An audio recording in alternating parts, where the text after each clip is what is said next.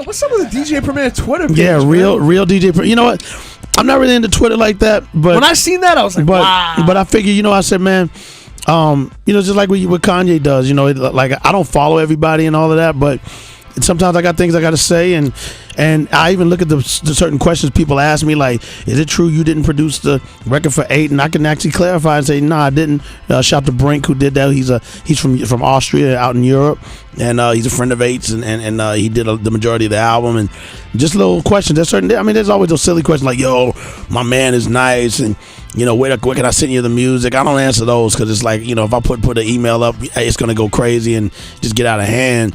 But there's certain ones that people comment. Like one guy was like, yo, you need to holler at all these niggas and like Lil Wayne and them and tell them to get off the fucking mic and stop rocking because they whack. And I'm like, yo, why do I gotta do it? You gotta ignore those, man. Yeah, but I responded back to that because I like Wayne, I like Drake, I like J. Cole, and anybody else that's in that age range that can rhyme, because I'm 44 years old. I'm from the era of your rhymes had to be nice. Yeah.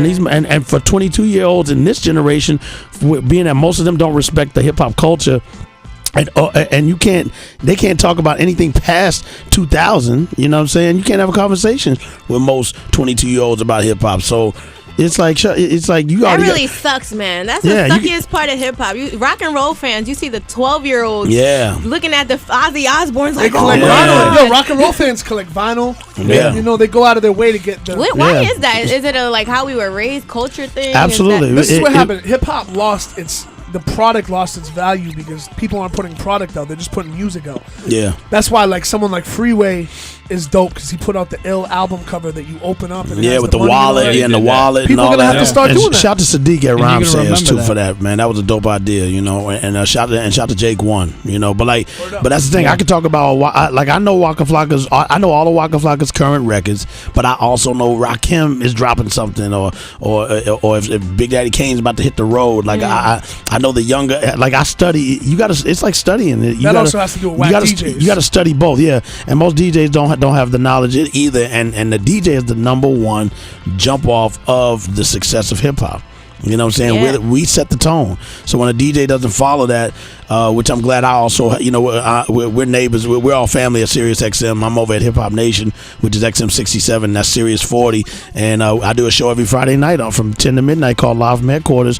And our show breaks brand new records from my perspective. If I think it's hot, I'm going to play it. And when I was growing up and listening to the mix show, the DJs played what they thought was hot. They didn't have a list like you got to play these 20 out of 30 songs.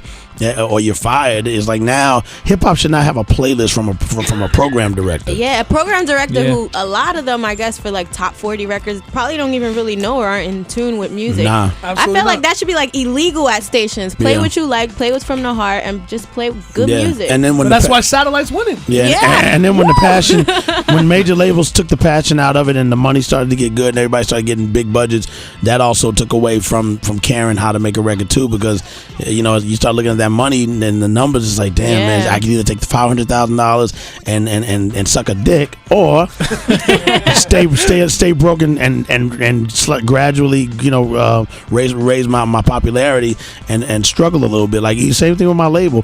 When I started Year Round Records, I told all the artists, look, the money's not like it used to be. I'm also gonna sell my own house to open up the old D&D studios and just rename it Headquarters, because my homie Headquarters had just passed away 2 days after Jam Master Jay, and it was like the appropriate name to keep us energized and to keep his name alive. And I said, you know what, I can always get another house. So I sold the house, got a banging apartment, and if you came over there, my apartment is bigger than most houses anyway. But bad. But what I'm saying is, it's kind of a big deal, and it smells of rich mahogany. Oh yeah. Static Selector sticking to the script as always. Showoff Radio every Thursday night on Shade 45.